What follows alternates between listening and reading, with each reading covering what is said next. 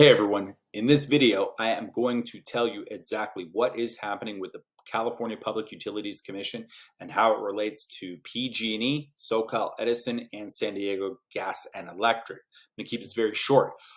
The main point is that they are dramatically raising the grid fees for access to the grid. So for example, for a homeowner and PG&E customer, a customer in PG&E territory, you'd be spending about $10 a month to be connected to the grid. Their proposal is to raise that $10 a month fee up to as much as $79 per month. And the larger your system, the larger the fee will be. So a bigger system will have a bigger fee. This has gone to a vote 3 times with the California Public Utilities Commission. It has been postponed 3 times because protesters and media, and it's just a very bad look for them to say, hey, we love solar in California and we have all these mandates, but we're also at the same time going to raise the grid fee to where people, especially with smaller size systems, will never go solar once this passes. So there is a sense of urgency here to get grandfathered in, and that is what we will do for you. We will get your home grandfathered into the lower grid fee of $10 as opposed to a higher grid fee of $79.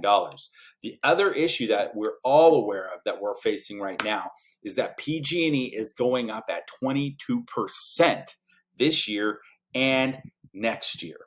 Now, with the cost of electricity rising, inflation, interest rates that keep going up, solar is the single-handedly most efficient way to lower your bills that will stabilize and securitize the cost of your electricity moving forward. It's not guesswork in any way, shape, or form. You're not playing the stock market or even the real estate market. We are relying on engineering alone to guarantee a 100% production and to ensure that you will have lower bills moving forward. The bottom line is you're going to be making those payments anyway. This is a way to lower them permanently and stabilize them at the same time, build equity in your home. So right now I'm going to show you just a case study of a home that's spending $200 a month. So that home would need 12 440 watt panels. We're going to create 114% solar offset. It's installed in a half a day. We can get it on the roof in 30 days from the first inspection. For this homeowner, the cash customer, you're going to spend $0 a month. You're done paying electricity bills. The cost up front is $19 and change with a $5,845 federal tax credit, bringing the net cost to $13,000 and change.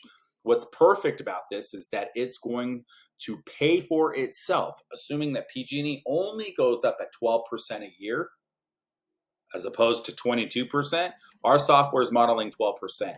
If they only go up 12% a year, this pays for itself in 4.8 years. If you get an electric vehicle, you can expect to cut that in half because you're going to now replace the cost of gasoline with solar on your roof, which is about a 90% savings for the average homeowner. They're going to save about $4,000 a year, maybe $5,000 if you drive a little bit more per year. You would take that right off of this payback period and deduct it. Next one, the finance option, because oh yeah, I hear it already. People are going to say, oh, solar, I don't have the money. Well, you don't have the money for your electricity bill either, but you still pay it. So this is a way to take your $200 a month bill. You can finance it. You can get your bill down to $84 a month. So you more than cut your bill by 50%. And you also get stabilized at that $10 grid fee. It's a 25-year, 2.99% finance loan. And then there's the last option, which is the lease, which is actually growing because there is no financial outlay whatsoever. All you have to do is have a credit score of over 650. And now you can have solar on your roof where you're paying 17 cents a kilowatt hour as opposed to 40 cents a kilowatt hour or higher. So we'll take your $200 a month bill, bring it down to $130, and it's a 25-year term.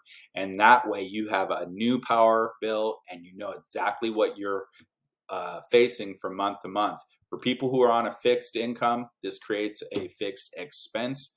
And this is a sure way to hedge against rising inflation, rising energy costs, and rising interest rates. This is a way to guarantee that you will save a lot of money in the near term.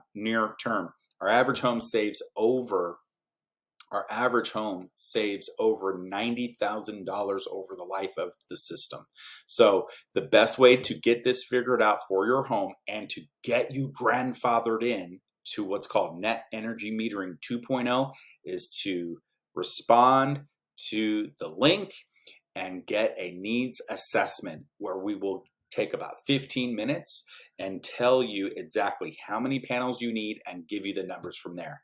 I hope this video finds you well, and we cannot wait to talk to you. I'm Browder. I'm the founder of California Power, and I will see and talk to you very soon.